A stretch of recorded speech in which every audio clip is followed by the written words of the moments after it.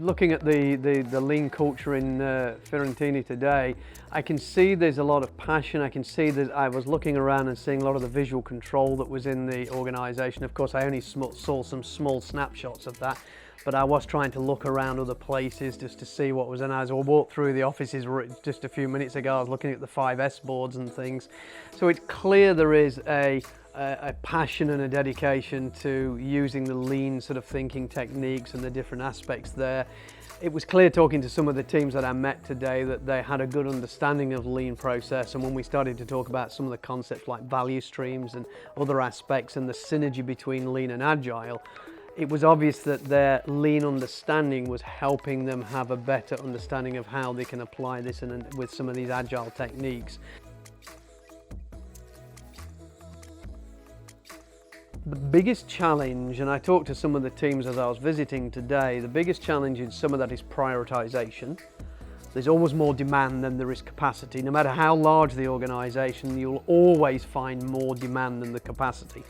So managing the expectations of leadership, engaging leadership and senior leaders in those conversations about prioritization, helping them understand the capacity of the organization to produce product, to produce value.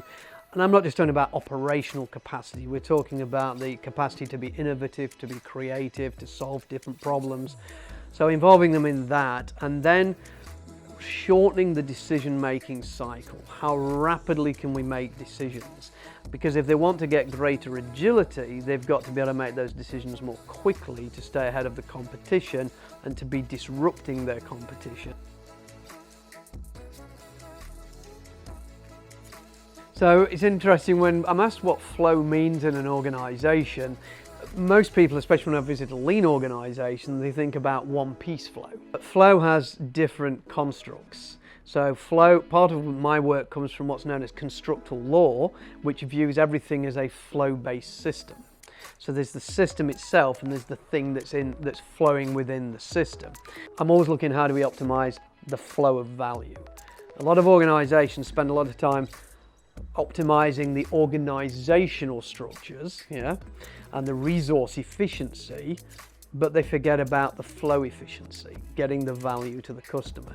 So it's beyond one-piece flow, it's beyond the flow concepts within lean, which are still important, but there's just different levels of abstract. Some of the established leadership, perhaps they've been here for 10, 15, 20 years, it's always worked this way. So why will we change?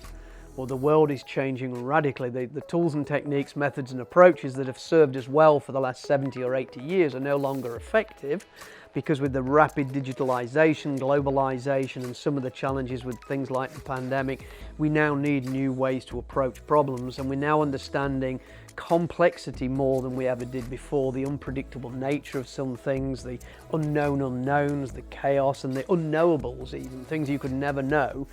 How do we manage and predict this? And when we talk about things like weak signal detection, how do you know what you need to know before you need to know it? So, and that's the key differentiators for companies like this, is how do they know what their customers need before their customers know they need it and before the competition find out, and that's called unarticulated need.